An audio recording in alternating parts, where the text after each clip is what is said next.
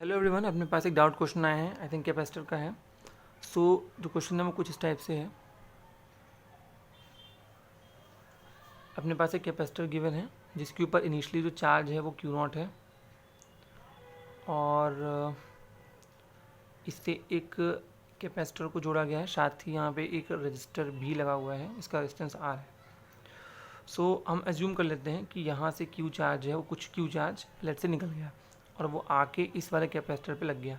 सो यहाँ पे जो चार्ज है इसके ऊपर क्यू हो जाएगा और यहाँ पे माइनस क्यू, एंड ये क्यू नॉट चार्ज यहाँ पर था ये कम हो जाएगा और ये क्यू नॉट माइनस क्यू हो जाएगा, और इस पे ऊपर जो चार्ज है वो माइनस का क्यू नॉट प्लस क्यू हो जाएगा।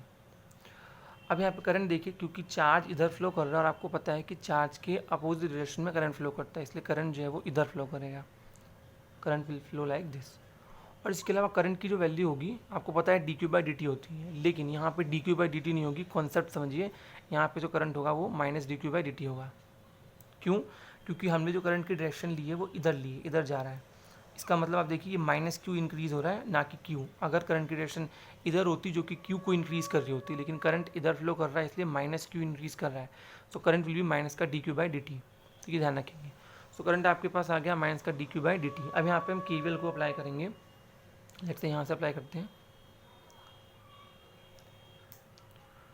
सबसे पहले यहाँ से पॉजिटिव प्लेट है इसलिए क्यू नॉट माइनस का क्यू डिवाइडेड बाई सी, और रजिस्टर का आ जाएगा आई आर, एंड यहाँ से क्योंकि नेगेटिव प्लेस है इसलिए माइनस का क्यू बाई सी, इसका भी कैपेसिटेंस सेम है, इज इक्वल्स टू जीरो। ये क्वेश्चन में गिवन है कि दोनों का जो कैपेसिटेंस है वो सेम है। अब देखिए I R is equals to, उसको उधर भेज देते हैं, तो Q by C minus of Q not minus Q by C. So I R is equals to यहाँ पे सी आ जाएगा Q minus Q not plus Q. So मैं आई को D Q by D T लिख देता हूँ minus का, जो कि हमने पहले लिखा था, और इस आर को नीचे सेंड कर देता हूँ आर सी, एंड ये हो जाएगा two q minus Q not. और इसके अलावा मैं डी क्यू को, इस चीज़ को यहाँ नीचे सेंड कर देता हूँ, two q minus Q not, और यहाँ पे डी टी मैंने ऊपर सेंड कर दिया d t by R C. अब यहाँ के आगे हमें इसको इंटीग्रेट करना है, तो दोनों साइड पे कर देते हैं इंटीग्रेट। इस माइनस को एडजस्ट कर लेते हैं इसी में। सो यहाँ पे आ जाएगा D Q divided by Q not और positive minus two Q is equals to D T. अब देखिए वन बाई आर सी वो तो कांस्टेंट है, आ गया बाहर, और डी टी को इंटीग्रेट करेंगे तो टी हो जाएगा। लिमिट तो रखिए डायरेक्ट, टाइम जीरो पे चार्ज जीरो, इनिशियली चार्ज जो है वो जीरो था सेकेंड कैपेसिटर पे, क्योंकि हम सेकेंड कैपेसिटर निकाल रहे हैं, और सेकेंड कैपेसिटर पे इनिशियली चार्ज जीरो था, अनचार्ज था, और किसी t equal to t time पे जो चार्ज है वो क्यू हो गया, जो कि हमने एज्यूम किया है। तो हमें इस तरीके से इसको इंटीग्रेट करना है, तो लिमिट पुट कर दी जीरो टू क्यू। इसका इंटीग्रेशन होप दैट आपको आता होगा, वन बाई एक्स का जो इंटीग्रेशन है वो एल एन एक्स होता है। सो यहाँ पे L N of Q not minus two Q आ जाएगा, बस नीचे में एक माइनस टू आ जाएगा, ये इंटीग्रेशन का पार्ट है, ये मैं नहीं बताऊँगा। Zero to Q is equals to T by are c.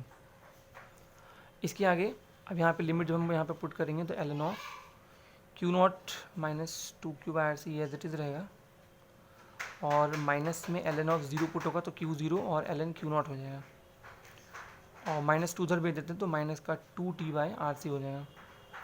इसके बाद यहाँ पे ये भी आपको आता होगा कि L N A minus L N B होता है, तो L N A by B हो जाता है।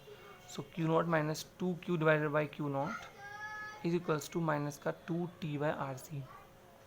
अब इधर से एल एन के अंदर वाले को इधर ट्रांसफ़र करेंगे, सॉरी इधर पे ई हो जाएगा, ई रेस्ट पावर में चला जाएगा, तो क्यू नॉट माइनस में two Q by Q not is equals to E rest power minus two T by are c. यहाँ तक आ गया, आगे देखते हैं। सो फाइनली अपना ये आ गया था कि Q not minus two Q by Q not is equals to E rest power minus two T by are C. So अब मैं इसको उधर ट्रांसफ़र कर देता हूँ, Q not minus two Q is equals to Q not into E rest power minus two T by are C, और अब two Q is equals to, इसको मैं इधर भेज दिया, इसको इधर भेज दिया, क्यू नॉट को कॉमन भी ले लिया, तो one minus E rest power minus two T by are C. So आपके पास finally Q as a function of T आ गया, Q not by two one minus E rest power minus two T by are C. So ये जो है वो Q as a function of time आ गया ऑन सेकेंड कैपेसिटर। ये ध्यान रखेंगे, ये सेकेंड कैपेसिटर पर आया है, जो अनचार्ज वाला था उसकी हम बात कर रहे हैं। और अगर आप फर्स्ट कैपेसिटर पे निकालना चाहते हैं जिसके ऊपर इनिशियली चार्ज क्यू था और उसमें से क्यू जो है वो चला गया, तो अब तो आप निकाल ही लेंगे उसके ऊपर जो चार्ज होगा दैट विल बी इनिशियली था क्यू नॉट, उसमें से क्यू चला गया। सो जो भी यहाँ से आएगा उसको कैलकुलेट कर लीजिएगा। रही बात ग्राफ की, तो मैं एक ग्राफ बता देता हूँ आपको, ये वाला सेकंड ग्राफ जो है उसको आप अपने से कैलकुलेट कर लीजिए। मैं बना देता हूँ इसका, बाकी दूसरा बना लीजिएगा। सो एज्यूम यहाँ पे चार्ज और यहाँ पे टाइम। तो एक चीज़ ध्यान रखिए, जो e raise to the power वाले ग्राफ होते हैं इनको बनाना थोड़ा सा मुश्किल होता है, इसको आप मैनुअली नहीं बना सकते हैं। इतना ध्यान रखिए, ये या तो एक्सपोनेंशियली डिक्रीजिंग या फिर एक्सपोनेंशियली इंक्रीजिंग कर्व्स होते हैं। ऐसे बहुत सारे ग्राफ जो हैं वो पूरे के पूरे सिलेबस में देखने को मिलेंगे।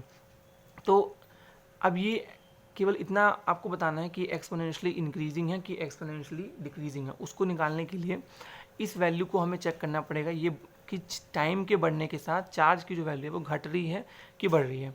ऑब्वियसली सेकेंड जो कैपेसिटर था, जो सेकेंड कैपेसिटर था वो अनचार्ज था, उसके ऊपर चार्ज है वो बढ़ रहा है। ये तो हमें पहले से पता है, ऑब्वियस है, लेकिन फिर भी मैं इससे एक बार निकालने को आपको बता देता हूँ, जो कि मतलब एग्ज़ाम में अगर आ सकता है। सो टी के बढ़ने के साथ क्यू कैसे चेंज करेगा ये हमें देखना है। सो देखिए, अगर आप टी को बढ़ाते हैं, अगर टी बढ़ेगा तो खुद सोचिए क्या होगा। अगर टी को हम यहाँ पे टाइम को बढ़ाएंगे, अगर 1 से 2 कर देंगे, सो ये वाली वैल्यू के साथ क्या होगा। अब देखिए यहाँ माइनस लगा हुआ है, तो एक्चुअल में ये ऐसा है, ये 1/e⁻²2t/RC। अगर टाइम को बढ़ाएंगे सो ये वाली जो वैल्यू होगी वो इंक्रीज़ करेगी, क्योंकि इसकी पावर है 2 जब मान लो करेंगे तो 4 6 ऐसे, मतलब जब टाइम बढ़ेगा तो ये वैल्यू जो है वो इंक्रीज़ करेगी डिनोमीटर वाली। लेकिन क्योंकि ये फ्रैक्शन में है, 1 होने की वजह से ये जो वैल्यू है ओवरऑल वो कर जाएगी डिक्रीज़। टी बढ़ने से क्या हो रहा है कि ये जो नीचे वाली वैल्यू है वो बढ़ रही है, लेकिन ये जो ओवरऑल क्वांटिटी है वो कर रही है डिक्रीज़। और अगर ये ओवरऑल क्वांटिटी डिक्रीज़ कर रही है तो 1 में से अगर हम कुछ माइनस करेंगे और घटाएंगे तो वो ओवरऑल वैल्यू क्या करेगी, इंक्रीज़ करेगी, है ना। मान लीजिए 1 में से इनिशियली हम 0.2 माइनस कर रहे थे, तो आंसर कितना आया था, 0.8 आ रहा था। और अब हमने इस ओवरऑल वैल्यू को, जो ये वाली वैल्यू थी जो कि घट रही थी, सो हमने मान लीजिए बाद में 0.1 हो गया, सो फिर ये कितना हो जाएगा, इट विल बी 0.9, मतलब बढ़ गया। तो ओवरऑल इसका मतलब ये है कि जो क्यू है वो इंक्रीज़ कर रहा है, और क्यू अगर इंक्रीज़ कर रहा है तो एक्सपोनेंशियली इंक्रीजिंग कर्व होगा। और जब भी आपको इंक्रीजिंग डिक्रीजिंग समझ में आ जाए तो केवल इंक्रीज़ का ऐसा बना देने का, और यहाँ पे ये कोई वैल्यू होगी जहाँ पे जिसको ये टेंड कर रहा होगा, obviously it is Q not. कभी भी क्यू नॉट हो नहीं पाएगा, लेकिन ये उसको टेंड करेगा। ऐसे 2 ग्राफ बनते हैं इन केसेस में, चाहे वो मैग्नेटिज्म चैप्टर हो या फिर कोई भी चैप्टर हो। होप दैट आपको समझ में आ गया होगा।